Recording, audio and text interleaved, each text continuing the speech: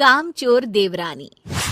एक बार की बात है, सुषमा अपने पूरे परिवार के साथ खुशी खुशी मोहन नगर में रहती थी। पल्लवी और शिवानी। एक दिन दोनों बहुएं रसोई में काम कर रही होती है कि तभी उनकी सास सुषमा उन्हें बुलाती है। अरे बहू, जरा इधर तो आना। शिवानी, जरा जाकर देखना सासू माँ क्या कह रही हैं। दीदी आप ही देख लो ना जाकर, आपको भी तो सुनाई दे रहा है। अरे मैं आटा गूंद रही हूँ ना, तुम चली जाओ।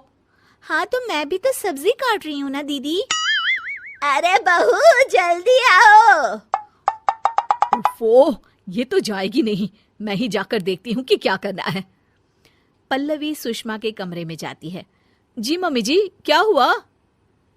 शाम को घर पर कुछ मेहमान आने वाले हैं, तो तुम अच्छा सा खाना बना लेना बहू। ठीक है मम्मी जी, आप बता दीजिए क्या क्या बनाना है और कितने लोग आ रहे हैं।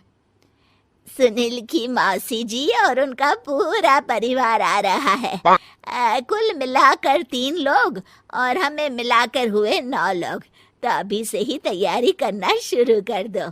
और हाँ, घर की सफाई भी कर देना, हाँ अच्छे से। जी मम्मी जी, सब काम हो जाएगा, आप चिंता मत कीजिए।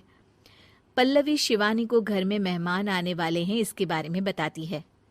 क्या 9 लोगों का खाना बनाना होगा, घर की सफाई करनी है? बाप रे, सासू माँ ने तो हमें घर की नौकरानी। ऐसा नहीं बोलते शिवानी, हम इस घर की बहू हैं और घर के काम करना हमारा फर्ज है। दीदी तो है ही सासू माँ की चमची, जब देखो सासू माँ सासू माँ। मैं तो इतना सारा काम नहीं करने वाली। हाँ। शिवानी कपड़े लेकर गमला साफ कर रही होती है और चक्कर आने का नाटक करने लगती है। मेरा सर चकरा रहा है। तभी वहां पल्लवी और सासू माँ जाते हैं। अरे बहू, क्या हो गया तुम्हें?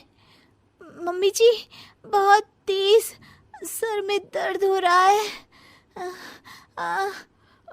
तुम एक काम करो शिवानी, आराम कर लो। नहीं नहीं दीदी, घर में मेहमान आने वाले हैं, मुझे आपकी मदद करनी चाहिए। अरे कोई बात नहीं शिवानी, तुम आराम कर लो, मैं सब काम कर लूंगी। ठीक है दीदी, अगर आप इतना कह रही हैं तो आराम कर लेती हूँ। शिवानी आराम से अपने कमरे में मैगजीन पढ़ रही होती है। इसे कहते हैं आराम की जिंदगी। इतना सारा काम। चलो सारा काम खत्म हो गया, शिवानी को देख आती हूँ। शिवानी अपने कमरे में ईयरफोन में गाने सुनते सुनते सो जाती है और उसके साइड में मैगजीन भी रखी होती है। पल्लवी वहां आ जाती है और वो सब देखती है। ओहो, तो मतलब सब काम चोरी का बहाना था। अभी बताती हूँ इसको। घर का सारा काम मुझे करना पड़ा और ये महारानी यहाँ मैगजीन पढ़ रही है, गाने सुन रही है। पल्लवी रसोई से एक प्लेट और चम्मच लेकर आती है और शिवानी को थाली बजाकर उठाने लगती है। शिवानी अचानक से उठती है। उठ गई महारानी, गाने भी सुन लिए, मैगजीन भी पढ़ ली। तुम तो बहुत बड़ी झूठी निकली शिवानी। तुमने सर दर्द का बहाना बनाया ताकि काम करने से बच सको। हाँ बनाया बहाना, तो क्या करती, इतने सारे काम करती। मुझे कोई शौक नहीं है चापलूसी का।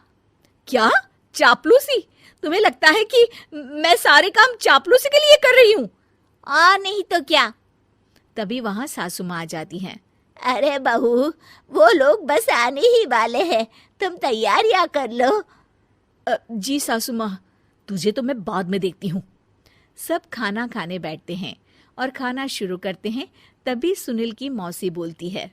वाह भाई वाह, खाना तो बहुत ही अच्छा बना है सुषमा जी, एक एक चीज में क्या स्वाद है। ये सुनकर शिवानी मुंह बना लेती है। उसे अपनी जेठानी की इतनी तारीफ रास नहीं आती। आपकी बहुएं तो बहुत ही अच्छा खाना बनाती हैं। हाँ, बनाती तो दोनों ही अच्छा है, पर आज ना ये सारा खाना बड़ी बहू ने बनाया है। छोटी बहू की तबीयत ठीक नहीं थी, सो इसलिए। मानना पड़ेगा सुषमा जी, आपकी बड़ी बहू तो बहुत ही गुणवान है। पल्लवी की तारीफ सुनकर शिवानी को जलन होती है।